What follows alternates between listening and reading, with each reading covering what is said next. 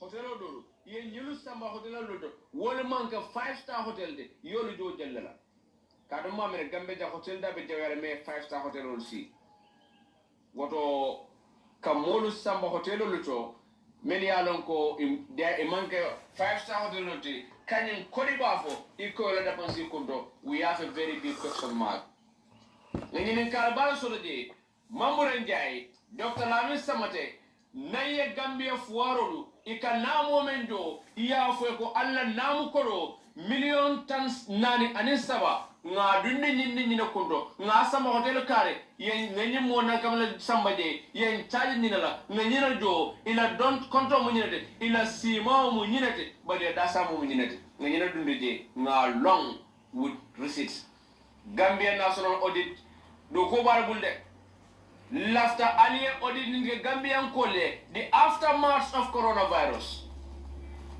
Na audit timo, the aftermath of coronavirus, lafita alien wuli, alien kisikisiro, alien Gambian Kole, kaja ko tonya sabatin banko kan, kaja ko nanyin koloro dunda danan I think. Kadu menkafo among Gambian Kolu kono fa foro, anyantra londale, koloro dunda munel.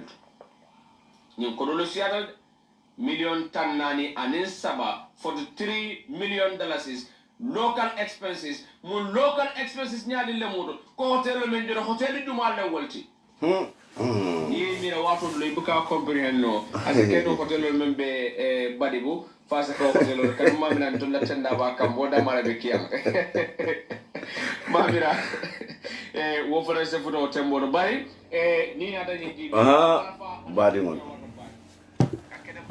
Fadera ay suta sino baleyale dintala Fadera de aya sabule man suto sino no ngalla moy mimbe kerin nela kuno walla tolo mata jankandi tabake ngalla moy mimbe kerin nela kuno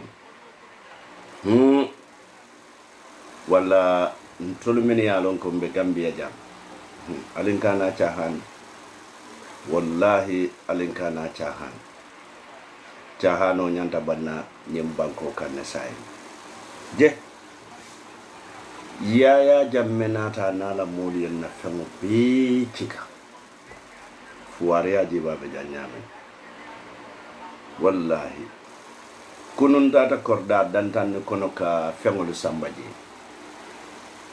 fonkumbot fenten nte nenema lonko in the 21st century morbe talla birikama kono janne mol min yalon ko i bata nyami fango yalon ko alhamdulillah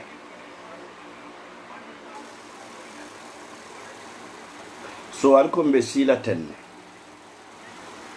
nka fa ha mamburu njaay ten alnga mamburu njaay danka alnga danka domondin dankaro kamutare wallahi 143 million dollars abe man dum kundo foku forimol no solo hayna be complain kam still frontliner solo still e ko mela alawan soso so ni 143 million adunda muntol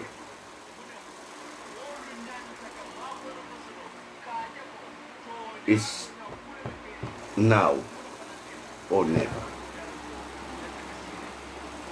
Ndewo jakaltan, to be honest, njakaltan. Yara fang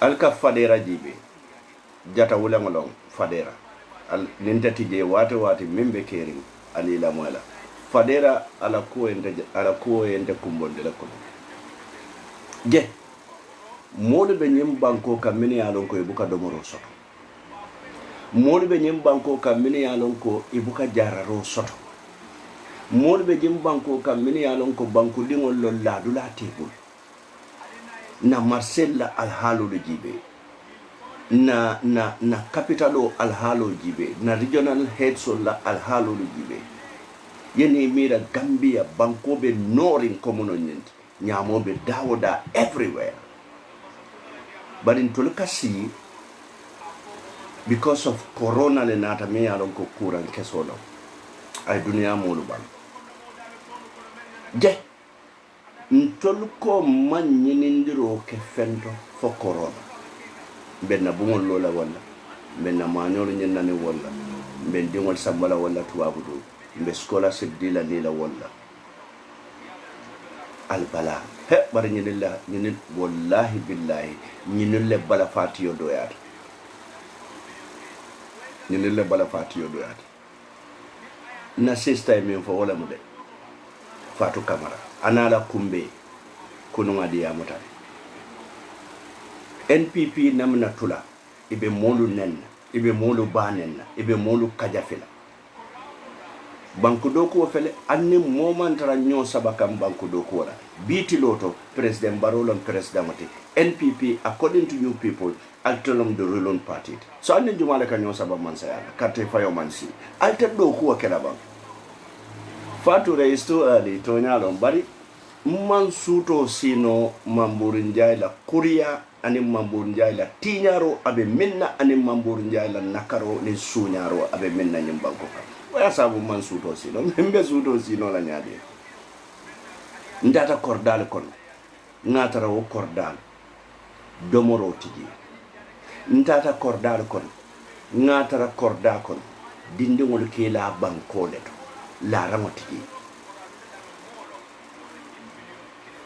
ndata kordalu to gionala soto la sonea jita wo kordalu ko je nin kodo bota pour nga corona fight corona ko nga sisu wol kono e kan na kodo muta e ka beta e ka bata talan comme ko yaya jambe la fengol talanya dem banko ka mbe nya bal ni dia muta e ko kari da siata kari is a troublesome mbe kala nyaadi nyinne asabu wate nin tonya tiyolo wulita doron e ka wotonya tiyolo counter munalin kana si nga nyemban ko jibe abe tinyala ko biri yaya jammen be sirin ba jibe la nyemban ko be tinya fo nyanda sila fo tonya nyanta sila le nga baro nala mol bule nyemban ko be tinya. This is the time pour nga nyo sensitize. This is the time pour nga wuli. This is the time pour mbe nga ke activist yara fa yaya jamela mamburi njay sorongo anyanta soronna mamburi mutapalele nyina sabu yaya ya soron ala di bet bi kunun kamin bef mamburi ten ala di be min be keri ala di beto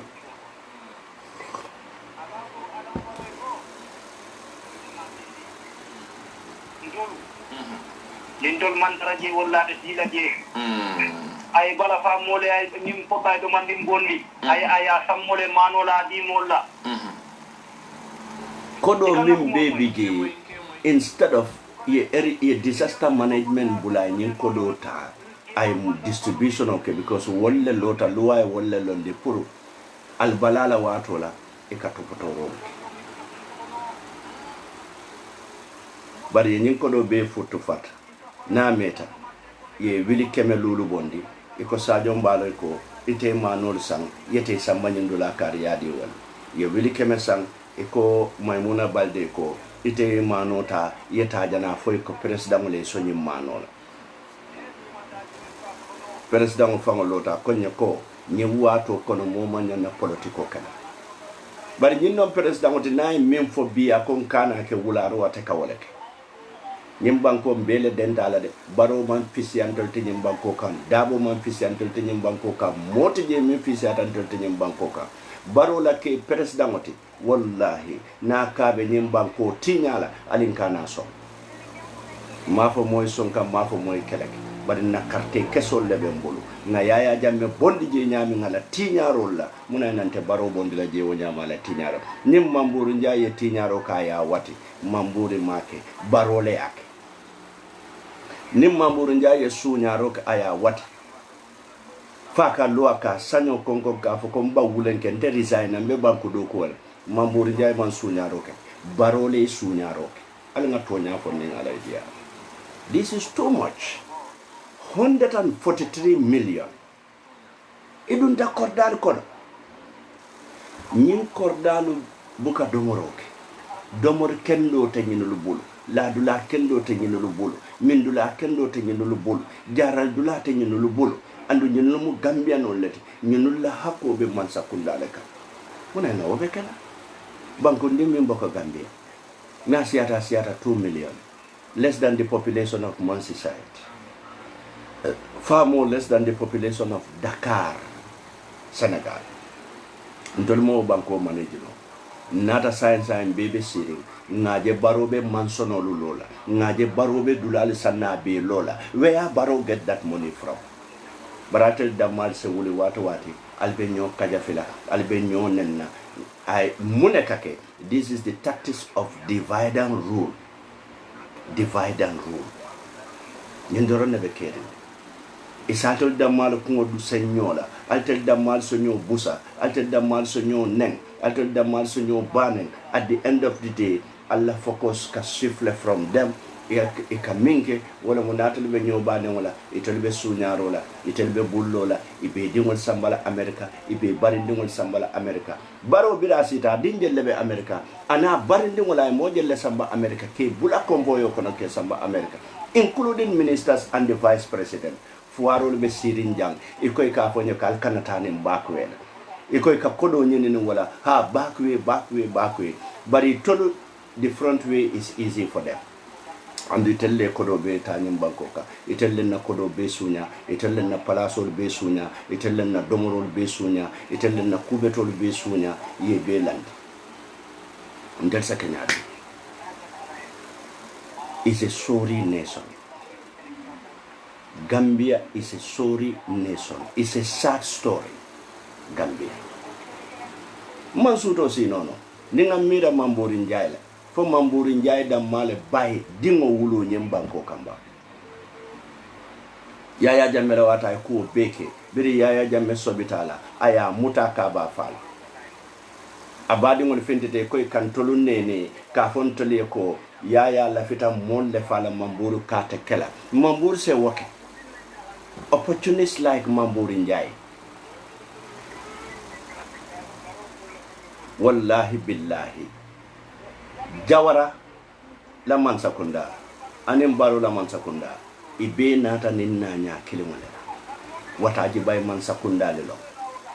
Bari biri tata foi meta. Ibe muruntale. Minuli ye watajo lu baye. Ye woluta ye jamfa. Jawara. Baro. Yaya jamme mo fo woni jamfa nata nda fola way jamfa le ke katu ngolo njuna le ko moja walete ngolo njuna le yaya jamme ko mu moja walete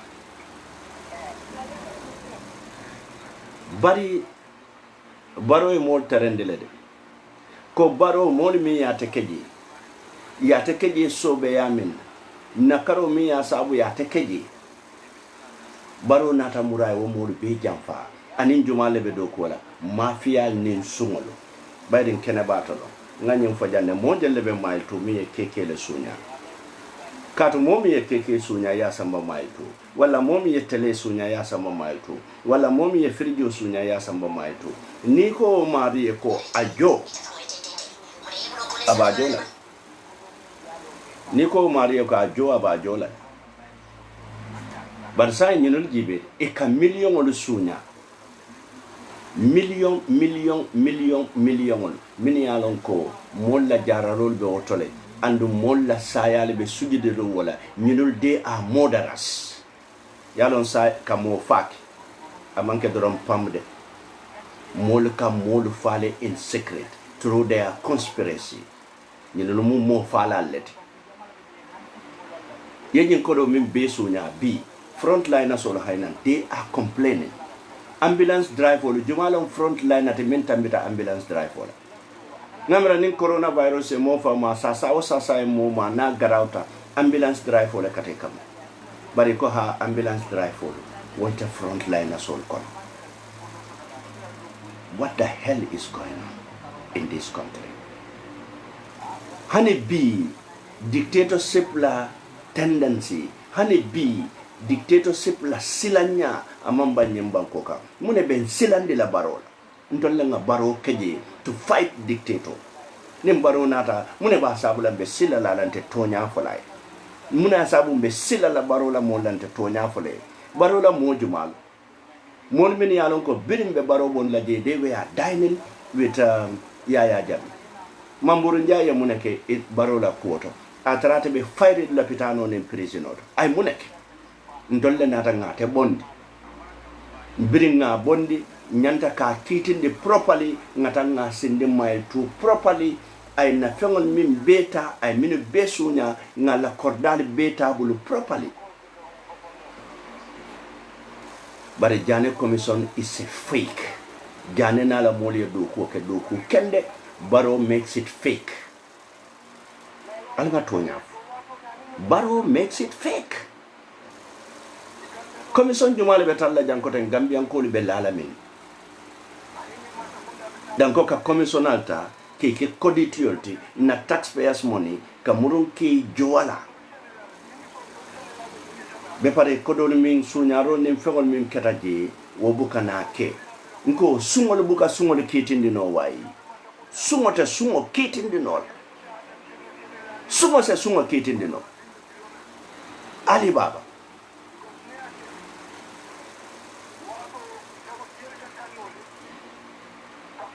watu sita tonya yaya la watu lanka fole watu sita le but sign ne watu sita sign ne watu sita mbe carte faylo kono sign bari maje mo nekata one simple advice jande mbe bora jam be somonda juno lo kono maje nakken kele bale fa mbe mbulu ja ken kele ba wole be mbulu bari mba min kan ko no ntem batula fo wularo kato wularo to mando bi jente opportunity soto la kanyem fo kato mbelun tamo soto la radio to esa fal binaje to thank the general public for supporting massively to the cause. Wala na dinga molje ka esa fese. Mo be baro wota la fila fenken do la nyimbanko kan ka to baro man la fi fenken do la nyimbanko ka la nga tonya baro la fita mon la nyimbanko kan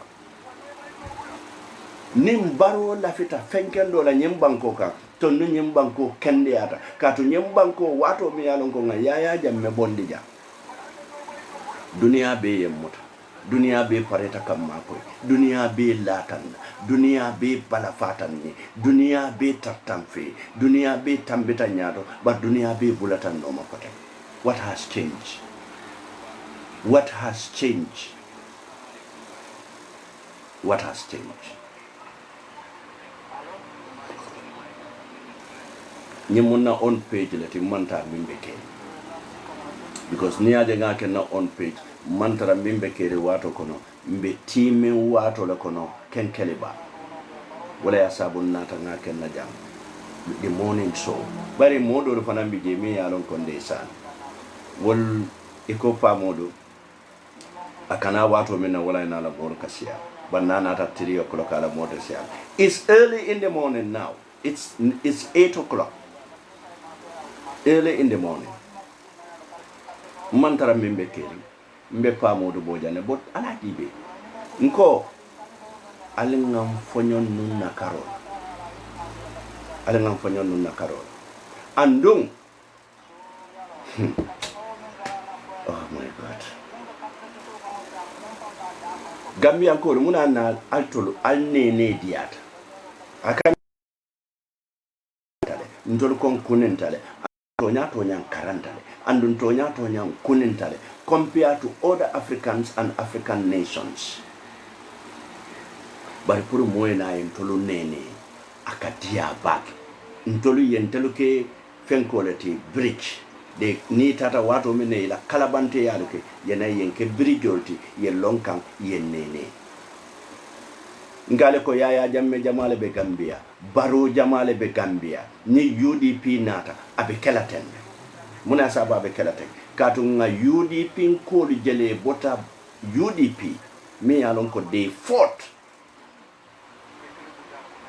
for decades over 2 decades ibe kelol pour ka yaya jamme bondiji illa kelolo pour ka yaya jamme bondiji kamune fonni e ka fonyele yaya mam betia sungolem aka mo faleke aketatenne amam banko samba koke aketatenne corruption womo kilingol birim baro gajet womo kilingol le UDP jamfa alila moy ye UDP jamfa ya mera fo kodole be baro bulu bari mol bini alon ko kenene ka foyle ko kodole be NPP mtol kam punsan kodole kon wol malon ko barole la feta kodole katambital mamburi njay sa taradulata ko kodo tiatella mamburi njay hana tata bitikoto bututu fali ngo natuta ka foleta kamana wallahi so mamburi da male bay dingo wulu Gambia ja mi alon ko ay na kodo be sunya aya be di yaya jammela ay na kodo be sunya aya be lo amurunta ko ten e bi ya murundi e ko sun kanyo nganna kodo tanga karafetella what do you expect barin tolu teng baro teng na nyin dem petengolu long wala nante buka député support député la nyin dasia be nta député support député dantang min yalon ko kabrim de 1 wala monna député lati amantambe député lul bare wokkol mi otol mi bebiji ibe dem petango ibe bokole baro ibe be kunle fe ibe la palaso le fe ni la palaso tretin wato minna hani atara nin tonya le benda ibe wotonya filla jele yela o palaso lu ye kalabante yaleke pour que la o palaso lu mente namira nyin ko to min be kere ntoli be sirin Gambia ja dindim burum ndenen fano kadan kamone nga biskitol sanga minte sanga kenna moto ko yaje nin dindingol en na moto e kalo wala ko tonya dindingol be batare na nyam banko kan dindingol be batare e ko dindingol e sisu ko nay karam dindingol min man dasama wobe teleji be la nyaade le kakara dindi jama be suwol ko le buka dasama kato e falu nin suba juno e balu suba juno le kawuli ta testa sola pour yana o dindingol domo rendi janne bita karam moto bi e koy wo bali e si suwo kono wo fali e si suwo kono wo dindingol be domo ro kala nyaadile kodo be man sakunda bulu amanta kodo ke fendi fakata ta moto le sa moto e ka oborandi kata muntol moto e ka oborandi kata muntol nga mol je min yalon ko jaw wollo mo kiti tela baluti je wol nyanta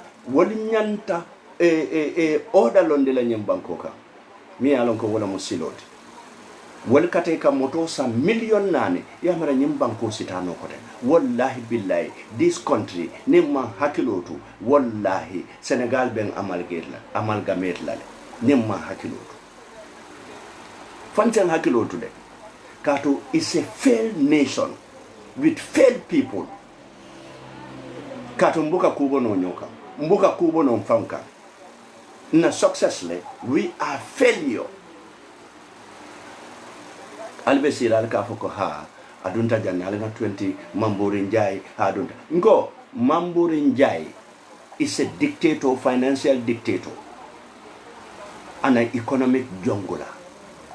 Seti yan find out for umu joten tungo le joten tungo mi yalon ko domor kadi ya do kutema watu wata dabe diarin jaliyalla abela la banko to president wali abe kumbola fa nunjio ka sulay bi ko wala mo defense minister mi yalon ka tata Liberia kele wulo kono aborta nyongol fidija setana Gambia fo mamo TRC anata ke bal mbe sojar yala adunte koto ka doku fo la bangala sabu militaire ke babondi. Because these are the cause of the coup d'etat. Nabe mo TRC bi wolle nata Mamadou Tangara mi yalon ko akata journalist no Mali aka jongula sol samba Mali pour ye journalist olu mutake fena Yaya Jammeh fa. Tell me who is better than who in this government. Usman Sow, SIS la director, ka Bojang, kata Dakar, pour ka karambunto dindingolu kidnap, ke murundi na Gambia Bankoka, ayatara Yaya Jammeh karambunto dindin tan anin nani fanyem Bankoka. Wo Usman Sow kidingole lota, ka fontoli ko, tocho buka ke NIA, ate buka kalamuta. Gambia nalama kilo. Selen dangolo. Mindulu bentolu kan santo kebal. Heart attack be wol be falale tak. And Alkana Baro underrate. Alkane underrate. Gambian kolu ninga nyem fo mol sa fo yennen bari ma befo aketa momo tembe tolla Gambian kolu ma wasa.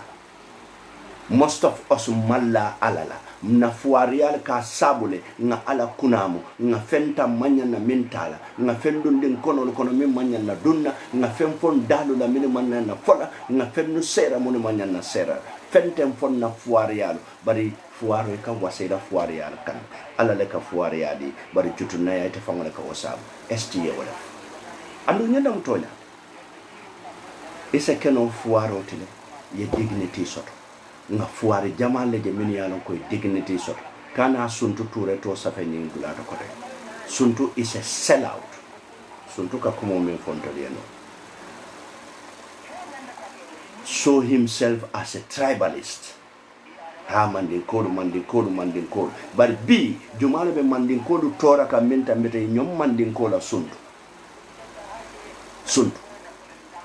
alkanyim bayri manel min moy alkanyim kuma manel min moy wolo mak jane ya fo janne de minulu yalon koy be ibe minu yalon koy be duma be taka fekan wolo buka finte banda badin desan journalist ke bala ko en bala fa Yaya Jammeh bute min kanyin journalist ke bala Yaya Jammeh murunta nyin journalist ke ba bulo kati nyin journalist ke ban tolle nyin sita nga Yaya Jammeh fes nyin journalist ke ban tanga nyin horoma nga bunya fenten nga min sota bulu karamoto bari yara fang londo wonin daji ko wolu manke kilimoti londo nin daji ko manke kilimoti ye nyim bata min beke nyim bata nata ke zeroti fenten hamu andi kala hamendi minna wotiji nyim barola man sakunda le lafeta kodo la katambia tole imaje minul tata kodi nyino laji biringa meta mune mambo je ko itata minyini masoto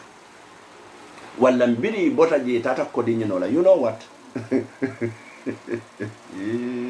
you know what inal bebe dula kilina al balla kullu fola nyoy albe nyo koma kumala albe modolu koma kumala all of a sudden dorom firikat e botal koto e koy tata MPP le e kalam bay fal ke banen kanen ka banen jalba ko yata la soto alin nyenin ka loya dabo be loring sun muso be loring sibiro fangote tema ka loya dabo nen ka foko na mobe tulo bal we have the records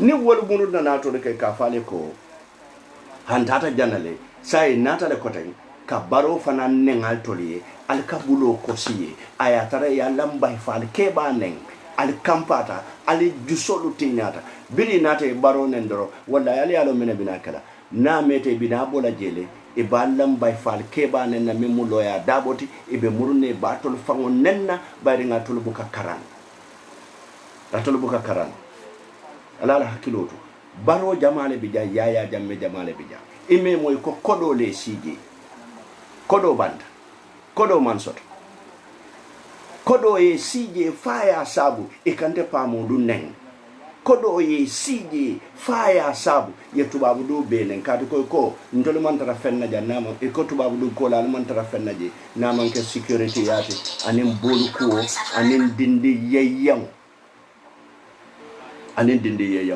bari fana UDP man nafiko je dulato min tambita UDP nafiko siata bake ni yenki jo fara fang the next government and nafike abe kala nyadi it's a big party I'm ready for anything katu UDP modo de biji brain no ila ikungo mantara tamaka ila brain buka tama wala hani yakuwa ku mai ko mandinkaya UDP is not a mandinka party wala men fanka fo mandinkaya they are not proper mandinka but near UDP madore sataranyi Facebook ha krip karab han tolu mandinkolu we been attack adunta janne abe nonsense absolute nonsense alinga nyimbanko doku alinga tribe bondije alinga religion bondije alinga sectional bondije sectorial alinga wolbeta ngi fayjana nyimbanko belong to us nyimbanko belong to us ndemo manden koti di e jawo mu fuloti ayen karandi journalist ya bari ndefana mu manden koti kawsu baaj jolalem afana journalist ya karante bul Modou Gueye surwalo wo fanay kapinta ya karang Modou Badji bul Gambia beten bari ni nataji be people claim to be UDP and still they show their tribal tendency, they show their ignorance. Ikalo ka fanya ko hambe UDP nka UDP le fasa. UDP is not a tribal party. Ntolonga lonna form ta wato ben. So almolu tahandi let us fight the cause. Andunga li fanya selection ola. Karinyolu they are welcome, Karinyolu they are not welcome. Who are you? Who are you? Modo li bijela diamo nga wala moy wati jumale. Rubbish upon rubbish, rubbish upon rubbish. Still they claim to be UDP. Still they claim to be UDP. Meminka, let us advocate for diaspora vote. Diaspora carte fai. Andong nga mexo 2021 carte fai. Wallahi billahi tallahi. This is where I'm going to conclude. Ntelenga nyofo pamudu boja. 2021 nale baro tambinda nala nyintimo. Gambia be burukala. Gambia te sotara. Wallahi. Gambia todoro nebe talala. Bari Gambia be kela Senegal leti. Gambia be kela Guinea leti. Guinea nin Senegal wolle ben talala. Senegalin ko ka kuwa min ka diya la nyimban ko ka abu ko ke Senegal. Guinea ko ka kuwa min ka diya la Gambia ataw kala Guinea. Chinese ko ka kuwa min ka diya la Gambia ataw kala hani China. Until we have a misplaced priority.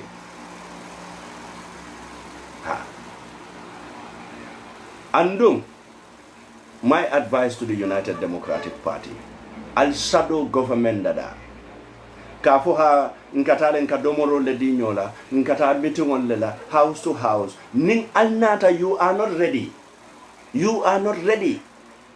This is the time to get ready. What jelle tutane election otema is less than 24 months. Al shadow government law Gambia lafita salvation nala. And we need salvation armies, salvation bifals, salvation militants. Nsulata wallala. Mini anonko ibe Gambia bondila from the clutch of corruption and tyranny. Mi anonko ibe okara. But atakela UDP la nying kawuye lutide. Volta kenola. Volta kenola. Nimpareta jang. UDP nka jama mbe wole block la mini ko they are obstacle to United Democratic Party. They are obstacle to the future of this country because of their ignorance and their overreactions. Nyenne nyanta stop. They think that it's only their way or no other way. Only their way or no other way. Instead of being there, I'll be wuru na nyokanja. Atulu nyanta minkela wolom to form a shadow government, and I think the executive is on it. Wole asabu sirifo sonko fela bali yabula.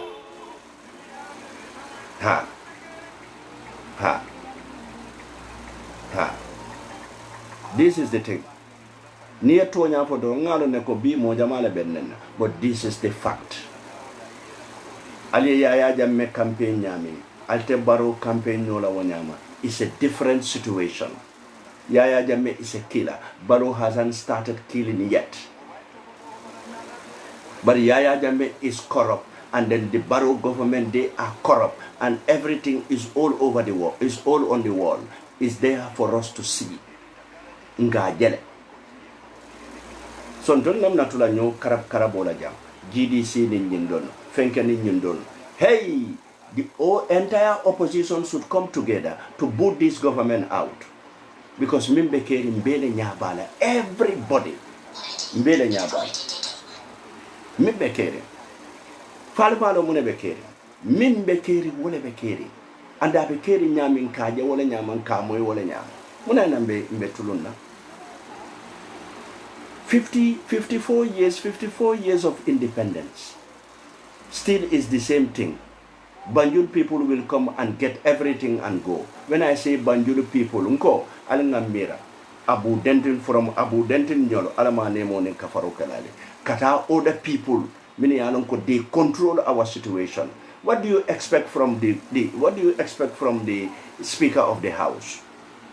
What do you expect from the Speaker of the House? Je, for PPP man sakunda wale man na kodo beta ya furtu farta. Wale man ke di kingmakers let. Wale man ke kuwa beti PPP man sakunda. Ni nate woke speaker ti. Adalta min nabe wale ke. Wale mo ka la president kan puru ka kodo domo anala dimbaya. Bari ntoli fele jam. Iko ha mon lebe ntolla Aminata Sifai Haidara nyolo ye wolu filije e ma woluta iko ha wolu be APRC le no, but they could go after that scammer Lamin Sane. After that scammer Lamin Sane, they can go after him puru kasa mana puru ko wolu be foni dile.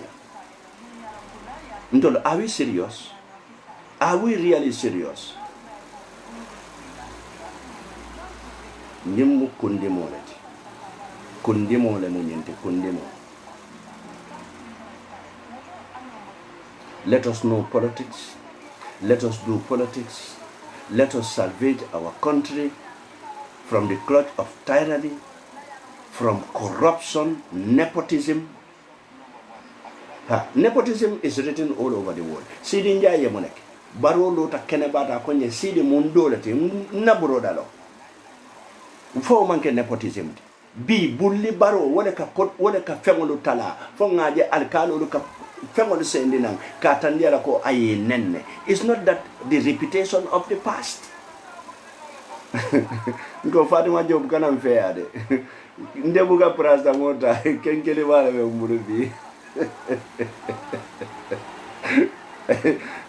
kenkele ba wala be murubi alla jara femo ngai jara kofi le be buru kenkele ba, you know. Fature ndede dangola Lameng is APRC. Lameng is APRC. So someone that you know me wala kon. So wala ya sabu sign mbedan najani. Bari nga baro bondi 2021 to save the Gambia. Nim baro man bondi. Mamburi Njai be continue la sunya rolale. Said Omar Fai be continue la sunya rolale. Tangara be continue la kati ko kuno ko duo kanna kodo be mutaka be furtu farta wala be kala nyimbanko ka. Wala is right time pour nga nyimono bondi 2021 asekeno nin carte fayola andum bele nyabala mimbe keri Gambia bankoka. Wala wakamala badi wono fano manke follow bare fadera la ko wala kikkunum Fadera kibar sifadu dante Mamburu Njai la kuoto mfango nata lamoy Mamburu Njai la diamola ngalo ne ko these are 419ers. The 419ers are leading our country. So wala mbeda na jande fo wate ko tem bari fanan sunkaro firabina lola sunkaro konon na mimbe kerin time on ba falinnan instead of mimbe kerin kana 8 o'clock suto bari wakake nafilo ning sunteyol ning karabol leti say mimbe kering starting from summer Friday mimbe kering bukarna lalele from 6 o'clock to 7 o'clock 1 hour 6 o'clock to 7 o'clock ntikari jamfala mbinale nga little briefing ke at the end of maybe nga 15 minutes ta nga line o yela wala ko jannin sunkaro be ban nin sunkaro banta nin ala mbi kende ma bi yala we can resume it again fodo nga min fono wolom nyenti ko laftale ka mimbe kerinta ka sakindi ka suspend until after Ramadan but ningo ke fana ning isolation mimbe keri ning quarantine mimbe keri especially the lockdown in Europe and America, Australia and other places ibajala ko kidebe mo fala katu mo jamale fana be complain na mimbe kering by sign mimbe kering is the source and we will make sure we remain neutral, we will make sure we remain impartial, we will make sure we remain a professional, and we will make sure we give you the factual news as because of we are factually reliable and reliably factual. This is what we want to do. So ibajala ko say mimbe kere mukanna wula role ibajala ko ninga ban 6 o'clock wato minna ninga ban 7 o'clock it will only be 30 minutes jannin sunta yobe sila. So fadera la news me alon ko wada kana 6 to 7 saimbe wasif la nan duma domondi isaje ko wokana from 3 to 4 wada be kala news in Mandinka, then 6 to 7 wada be kala mimbe kerindi. So wala fatu retene lamen ko la to be APRC den ko atele esa fal kalendije lamen he but lamen na ko jakata next government be lamen next government be lamen dalale ya sansang we give them their own independence ila kuetare fangolo bulo lamen kolo dalale yende la korda fango dibe ndesan momi yalon ko be sulari makoy rod makor la nata ke makoy iko ite dindole fisande mi yalon ka be equatorial Guinea yala ka mune do equatorial Guinea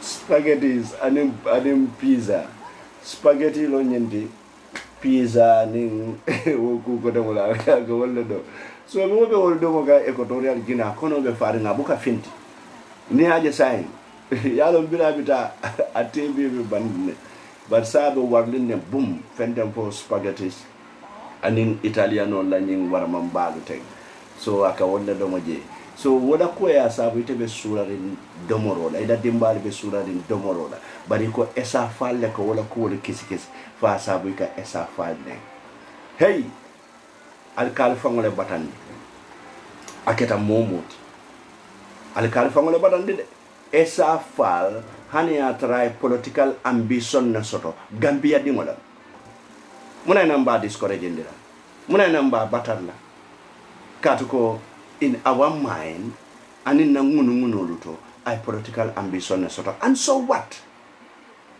fama nyana political ambition na soto fo baroda mala nyanda political ambition na soto NPP fo yaya jamme da mala nyanda political ambition na soto la APRC katu APRC ne MPP doron ne ka esa falma and APRC and MPP they are 6 and 9 yufu ani yafa APRC ne MPP yufu ni yafa mbedan na janne fo wati kote alaman dunkula sunkaro kono alaman na sunkar siara alaman sawokala nyanyim banko kan alama mo kurungol beten kerenna alama sungol bulo katida mene yalon koy kanna fengol sunya alawo mari Muhammad ko nyaadire alama kalera din sinano falinda kono kono bari sunyaro be bandade sun kanyol bari ndamanyele bile nga Mamour Diop le bile minka sungolo maba fang mu sungoleti Mamour Diop katuko fraud mimbe kering ika mune bato foi ka mansa kundale bato ko ta kari nyole investigate but nim fuaro yake you don't wait for government, you go and arrest them and investigate them. And then the funny thing is no Mamour Diop is a fake so mbeda naja fo wati ko tek ala baraka baki almon be ni sila wati ko tek